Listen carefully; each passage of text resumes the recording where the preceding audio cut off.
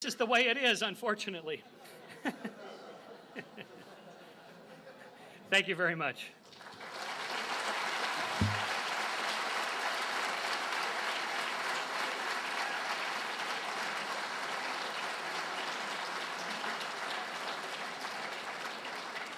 Okay. Thank you. Dr. Hoven will now give his opening presentation, and after that will be the rebuttal time, 10 minutes rebuttal, and then 10 minutes rebuttal. So, Dr. Hoven.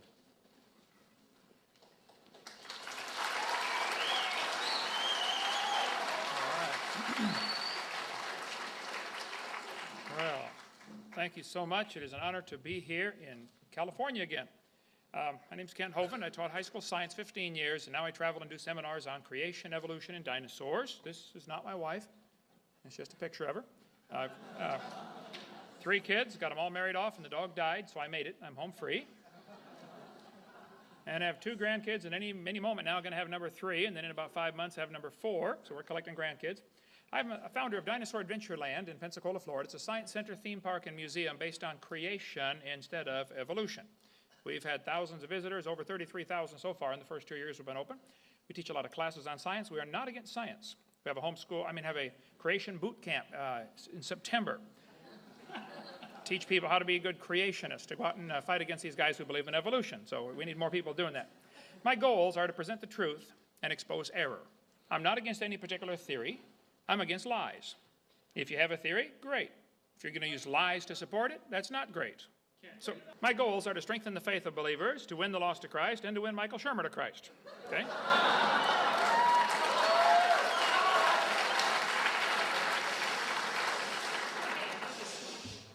He is not the enemy. He does work for him, but he is not the enemy. Okay. All right. Let's define a few terms here tonight. Science is knowledge. It comes from the word to know. Okay? Knowledge gained by observations, experimentation, testing, study, etc. Okay? Some try to limit the definition of science like we heard tonight. They want to limit it to the natural world. If it's not natural, it's not science. Okay, well, let's just follow that logic to its logical conclusion. The operation of the world can be understood by scientific discoveries in the world. That does not mean you can explain the origin of the world by looking in the world. Okay, example, the operation of a computer can be understood by science. It all takes place in the computer. There's nothing magic about a computer. There's not a little man running around in there changing the numbers on the screen. Okay? It is a natural explanation that you can find in the computer for how the computer works.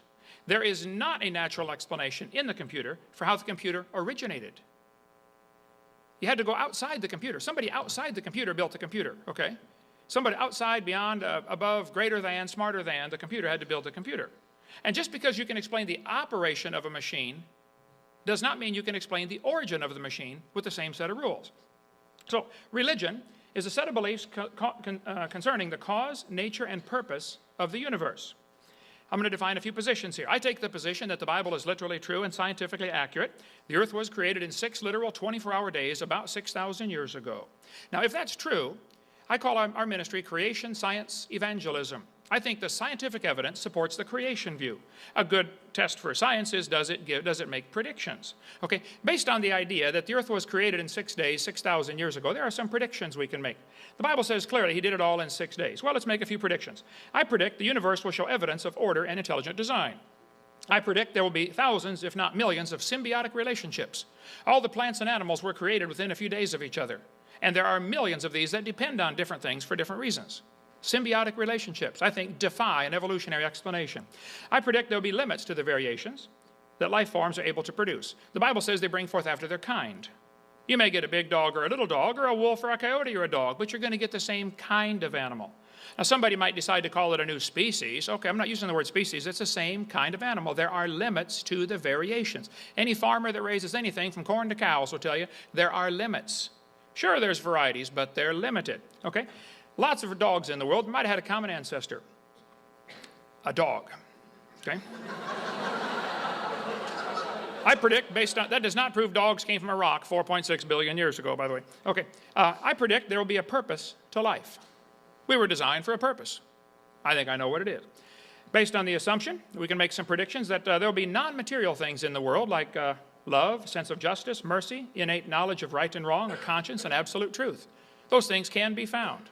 They do exist. I predict there'll be a way to find the will of the Creator, such as messengers speaking for him, or maybe even a book telling us how he created it and why. I predict there'll be an afterlife where we face the Creator to give an accounting for everything we've ever said or thought or done. That's going to be a fearful day. Then I believe, before the flood came, the Bible teaches people lived over 900 years. That's what the Bible says. 912 is the average age from those before the flood. I believe that. Now, what predictions can we make based on that teaching? Well, I predict there will be legends of a creation event in cultures all over the world. I predict there'll be a golden age legend where people lived a long time. And it's interesting, almost all ancient cultures have stories about what they called the golden age, when people lived to be nearly 1,000. I predict there'll be skeletons found showing people with signs of great age, such as bigger brow ridge or bigger jaws.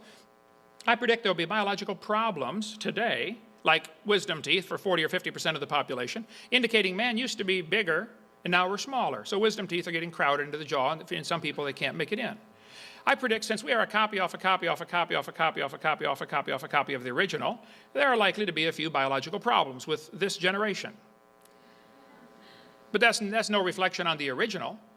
The fact that this gene code has been copied and copied and copied and copied and copied from Adam, it's amazing we can sit here and talk about it. Okay? It must have been really good in the original. I predict there'll be a universal longing for things to be restored to the Garden of Eden. And that's what we find every place. Just about every culture has some kind of legend or story about a heaven where you get to go. Now, what difference does it make if you believe in creation or evolution? Well, if evolution is true, how do we tell right from wrong? Where's the standard? How do we tell right from wrong? Do we decide right from wrong based on what Osama bin Laden thinks? Should we decide right from wrong based on what Bill Clinton thinks? Should we decide right from wrong based on what the majority thinks? Is there a standard someplace? How do we tell right from wrong if evolution is true? Now, if evolution is true, death brought man into the world, and death is a wonderful thing. Death is the hero of the plot. See, in order for evolution to work, one animal has to evolve a little better than the rest. The rest of them have to die, or else that new improved gene gets swamped in the population. Doesn't do anything. Death is the ultimate hero of the plot for evolution. The Bible teaches clearly that man brought death into the world. By one man, sin came into the world, and death by sin. Since by man came death. The Bible talks about man destroyed God's creation. I predict, according to the Bible, I read the Bible, it says there was a flood, a completely worldwide, universal flood that destroyed the world 4,400 years ago and dropped everybody's property value to zero. Based on that belief, I can make a few predictions. I predict there will be hundreds of layers of strata, rock layers and mud layers, strata, sometimes continent-wide layers of strata.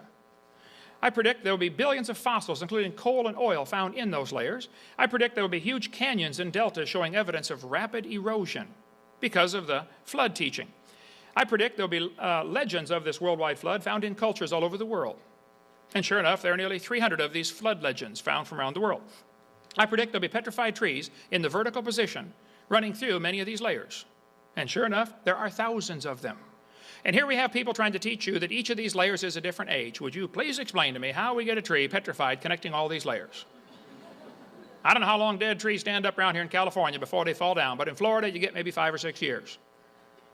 If you're going to have a tree stand there for millions of years while the layers form around it, I'd like to see that, okay? Anybody telling you those layers are different ages has a problem in his thinking, okay? Now, I like science. I'm not against science. And I do resent, though, people trying to assume that evolution is part of science. Evolution is not part of science. Evolution is a religion.